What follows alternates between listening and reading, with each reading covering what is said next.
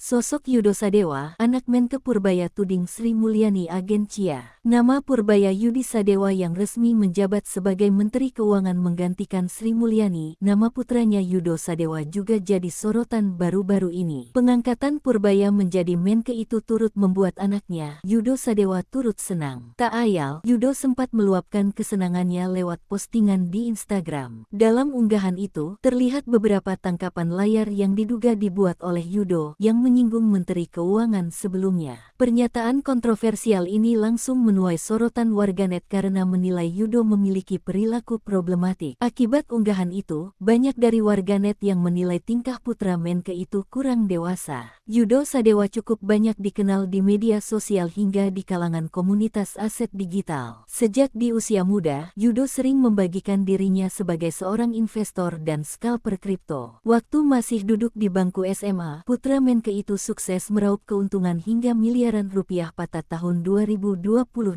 Hal ini membuatnya dikenal sebagai salah satu miliarder muda di Indonesia, meskipun usianya masih tergolong muda.